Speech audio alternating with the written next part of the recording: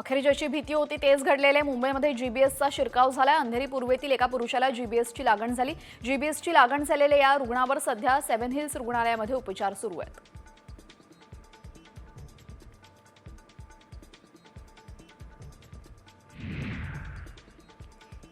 पुण्यात जीबीएसमुळे 63 वर्षीय तरुणाचा उपचारादरम्यान मृत्यू झालेला आहे। आतापर्यंत जीबीएसमुळे 6 जणांचा मृत्यू झाला असून पुण्यामध्ये जीबीएसच्या रुग्णसंख्या आता 173 वर पोहोचली।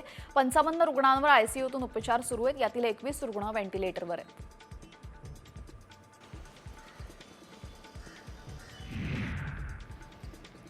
पुण्यापाठोपाठ राज्याच्या इतर भागातही जीबीएस या दुर्मिळ आजाराचे रुग्ण सापडल्याचे प्रकार सुरूच आहेत।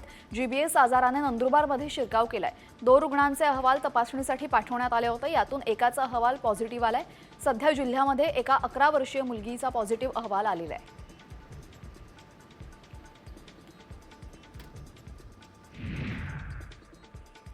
जीबीएसवर चांगल्या पद्धतीने नियंत्रण मिळवलं असून पुण्यामध्ये पेशंटचं प्रमाण एकदम वाढल्याची माहिती आरोग्यमंत्री प्रकाश आंबेडकरांनी दिलेली आहे। हॉटेल आणि पोल्ट्रीच्या पाण्याची तपासणी करण्यात आल्याचंही आंबेडकर म्हणाले। अजित पवारांच्या अध्यक्षतेखाली पुण्यामध्ये जीबीएस संदर्भात बैठक संपन्न झाली।